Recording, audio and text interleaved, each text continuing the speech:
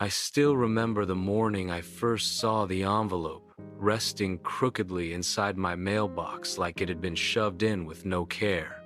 It was yellowed at the edges, the paper slightly brittle, as though it had traveled too far or waited too long. My name was written across the front in handwriting. I didn't recognize firm, deliberate, and strangely elegant. No return address, no stamp, just my name, nothing more. At first, I assumed it was a prank.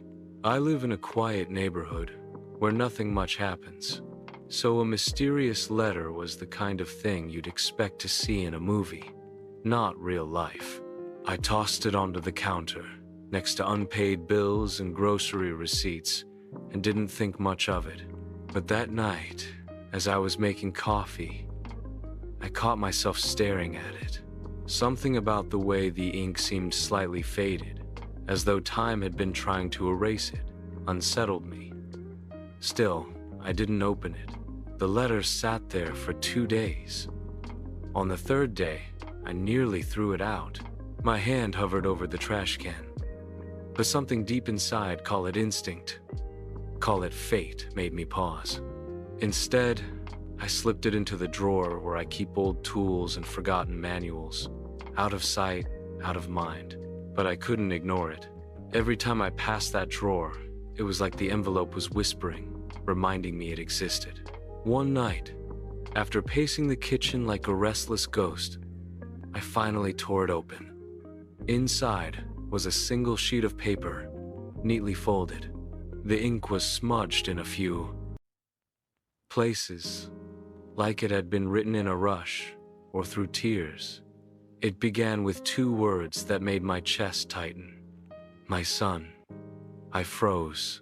My father had died 10 years ago, and while he wasn't much of a writer, I knew his handwriting. This wasn't it. Still, the words cut through me. I unfolded the letter and kept reading. By the time you read this, I may not be here anymore. I don't expect forgiveness, and I don't deserve it. But you deserve to know the truth. I read the rest in silence, my hands trembling. The letter spoke of things I'd buried long ago, family secrets I had tried to forget. It spoke of a man who claimed to be closer to me than I'd ever imagined. A man who insisted he'd watched my life from afar, regretting choices he'd made, choices that had left me to grow up in ways he couldn't fix. By the time I reached the end, I felt cold. It was signed with just one initial, nothing more. I don't know why, but I couldn't sleep that night. The words clung to me like shadows. Who wrote it? Why now? And why did it feel like the writer knew me better than I knew myself? The following morning, I drove across town to the address mentioned once in the letter, a place I hadn't been in years. It was an old house, paint peeling, windows clouded. No one lived there anymore. But as I stood on the porch, staring at the door I'd once walked through as a child, I felt something stir in me. Memories I'd buried deep came rushing back.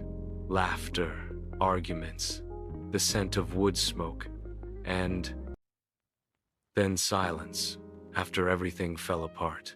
The neighbors noticed me. An older woman across the street came to the fence.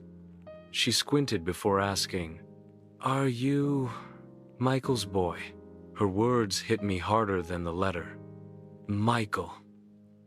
That was the name my mother had always refused to speak. She told me stories I had never heard. How Michael had tried, in his own broken way, to come back. How he had left letters my mother had burned before they ever reached me. This one must have slipped through the cracks. I drove home in silence, the weight of the truth pressing against my chest. I had spent years resenting a man I thought had abandoned me. But what if the story was more complicated than I'd been told? What if he had been reaching for me all along? I kept the letter on my nightstand. Some days, I'd read it again, the words shifting meaning as my anger softened into sorrow, and sorrow into something close to forgiveness. Other days, I'd leave it untouched, as though ignoring it would make it less real.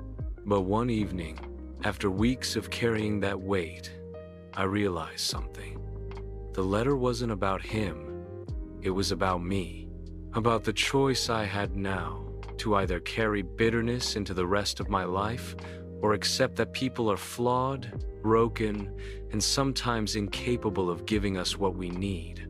I sat down, pulled out a notebook, and began to write back. Not because I knew where to send it, there was no address, no name, but because I needed to say the words aloud. I wrote, "I don't know who you were to me or what you hoped I'd become, but I forgive you. I forgive you because holding on has only made me a prisoner, and I want to be free." That night, for the first time in a long while, I slept deeply. Sometimes, life hands you truths you never asked for. Sometimes, it gives you a choice. Keep the wound open, or let it scar and move forward. The letter I almost didn't open changed nothing about the past, but it changed everything about my future. And if there's one thing I've learned, it's this: sometimes the weight we carry isn't ours to hold forever, and letting it go is the greatest power we can ever claim.